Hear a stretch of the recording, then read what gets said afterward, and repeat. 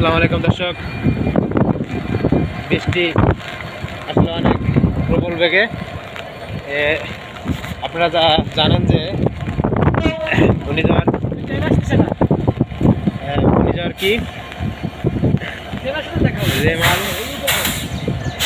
হওয়ার কারণে যোগাযোগ ব্যবস্থার কিন্তু কোনো ই হয়নি। দেখতে পাচ্ছেন রেলের শহর রাজবাড়ী, একটা ট্রেন দাঁড়িয়ে আছে এখানে, আবার এখানে আরেকটা ট্রেন আসছে, দেখতেই পাচ্ছেন। খুব সুন্দর একটা মুহূর্ত। বাংলাদেশ রেলওয়ের যে পরিবর্তন হয়েছে, ঝড় বৃষ্টি হলেও কিন্তু এরা থেমে থাকে না।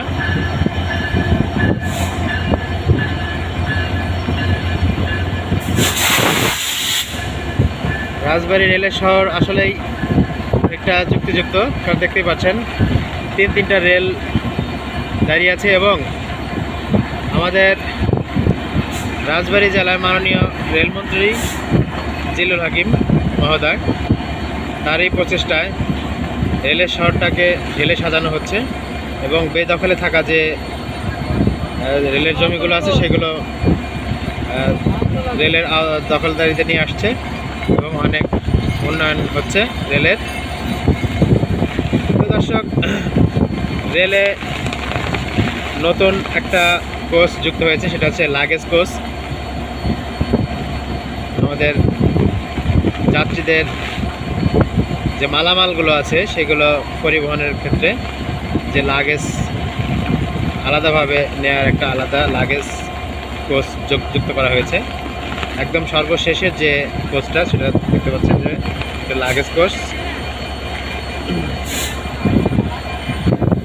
তো দেখতে পাচ্ছেন এই যে আরেকটা দাঁড়িয়ে আছে, এটার পুরো যেটা সেটা হচ্ছে লাগেজ ভ্যান। দর্শক, আমার ছাতা উল্টে যাচ্ছে, খুব বাতাস, ঘূর্ণিঝড়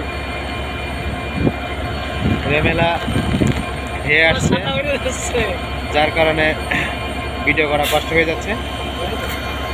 তো দর্শক, আমরা নতুন কোনো ভিডিও নিয়ে আপনাদের সামনে হাজির হব।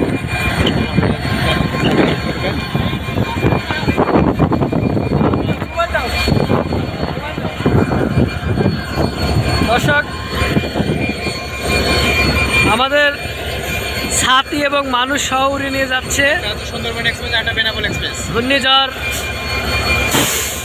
রেমেলা অর্থাৎ রেমাল, যার আরবি প্রতিশব্দ হচ্ছে বালি।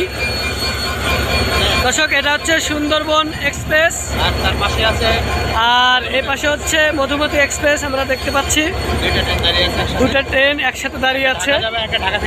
একটা ঢাকা থেকে আসলো এটা, আর এটা ঢাকা যাবে। কি সুন্দর দৃশ্য। তো তোমরা সবাই আমাদের চ্যানেলটি সাবস্ক্রাইব করো। ভালো থাকো, সুস্থ থাকো, আল্লাহ হাফেজ।